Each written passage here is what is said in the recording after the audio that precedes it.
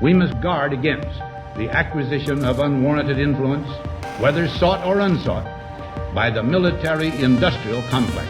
Disseminate propaganda to influence people's minds, and this is a major function of the CIA. Hussein and his regime are concealing their efforts to produce more weapons of mass destruction.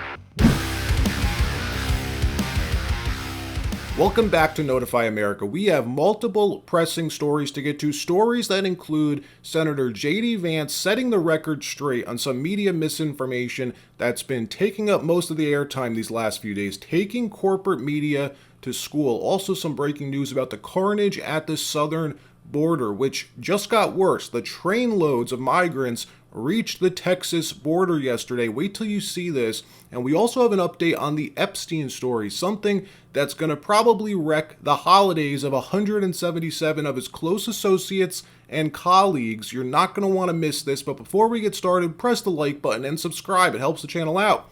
And I appreciate your support. 177 Jeffrey Epstein associates are going to be named and shamed come the new year, as a courageous judge just ordered the release of sealed documents containing the names of Epstein victims and associates. The names that are set to be released include his friends, recruiters, and the victims. Now, scheduled to be made public in the coming weeks. Hopefully this is going to help shed some new light on the trafficking operation and his secretive network of pederasts. But what it will definitely do, for sure, is give many independent journalists additional angles to investigate. 177 possible angles. One person, by the way, who does great work on this whole Jeffrey Epstein story is Whitney Web, an independent investigative journalist. I'm sure she's going to have a field day with all this new information. By the way, this has nothing to do with Dick Durbin in the Senate running cover for the FBI and for the DOJ around this. The story that we did a few days ago, the subpoena that he doesn't want to issue but now promised he will issue for the Lolita Express flight logs. We'll keep you updated on that. As it stands right now, no subpoenas have been issued for the Lolita Express flight records. My team does have Google News alerts set up for that story. When something new does drop, I'll let you know right away. In a follow-up story that we covered yesterday, the U.S. southern border, specifically Eagle Pass, Texas, where almost 15,000 migrants entered in the last 24 hours after Mexican cartels found a loophole to begin shipping mass numbers of illegal immigrants into the U.S., bypassing the usual travel routes where they send these small groups of 50 to 100 migrants per crossing. Instead, they began sending thousands of people at one time on these rail cars, which the CBP caught wind of and suspended all rail operations on the southern border yesterday, which then led to what we're seeing right now. 15,000 almost illegal immigrants all crammed in a single corridor around Eagle Pass, Texas, in these massive groups or clusters. Watch.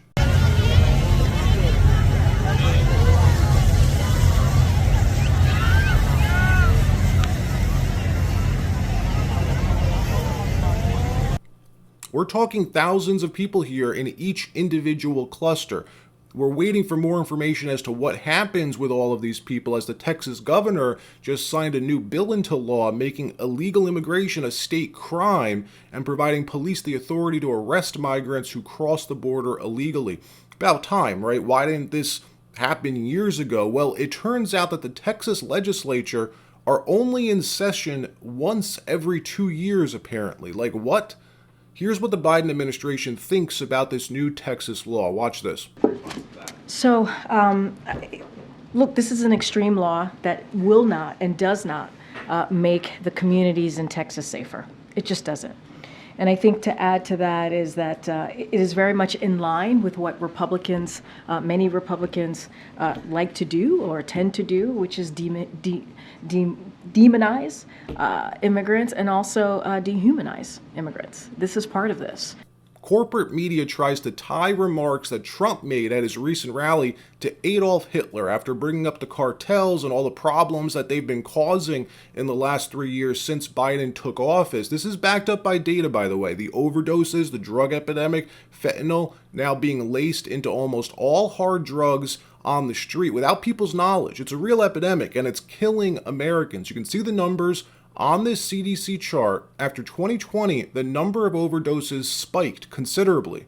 We're talking close to 80, 90, almost 100% increase from 2019. Well, during the rally, Trump raised this issue and said they're poisoning the blood of Americans. If you watch the full clip in context, it's clear that's what he's talking about. Drugs that they're unloading onto the streets. Well, legacy media, of course, is taking that clip and cutting it up so it sounds like this. Watch. They're poisoning the blood of our country. That's what they've done. They poison mental institutions and prisons all over the world, not just in South America, not just the 3 or 4 countries that we think about, but all over the world. They're coming into our country from Africa, from Asia, all over the world. They're pouring into our country. South America, Africa, Asia, immigrants poisoning the blood of our country. The words of the leading Republican presidential candidate. Your response? He's disgusting.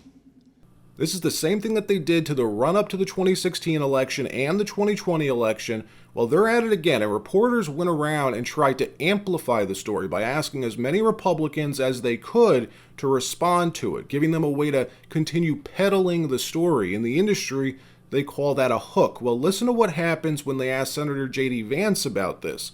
Listen. I work at the Associated Press. The idea that I am well aware, you just framed your question implicitly assuming that Donald Trump is talking about Adolf Hitler. It's absurd. It is absurd. Why do you think that Donald Trump's language is targeted at the blood of the immigrants and not at the blood of the American citizens who are being poisoned by the fentanyl problem? You think he was referring to fentanyl? I think this is ridiculous. If you watch the speech in context and you look at what's going on, it is obvious that he was talking about the very clear fact that the blood of Americans is being poisoned by a drug epidemic. To take that comment and then to immediately assume that he's talking about immigrants as Adolf Hitler talked about Jews is preposterous. You guys need to wake up and actually do some journalism. Should he use different language then? Because that is language that Hitler used. Here's the problem with that question and that framing. You are allegedly a journalist. You're supposed to speak truth to power. And yet, you're trying to circumscribe and narrow the limits of debate on immigration in this country. What you're doing is not speaking truth to power. You're trying to police the guy who's criticizing the problem so that Americans don't pay attention to the guy who caused the problem. Okay. It's an absurd question. It's an absurd framing. JD taking that reporter to school. He's a good senator, by the way. If you watch him during the hearings, he always asks good questions. All right, that wraps up this episode. Press the like button and subscribe. I'll see you in the next one. We must guard against the acquisition of unwarranted influence, whether sought or unsought, by the military-industrial complex. Disseminate propaganda to influence people's minds, and this is a major function of the CIA. Hussein and his regime are concealing their efforts to produce more weapons of mass destruction.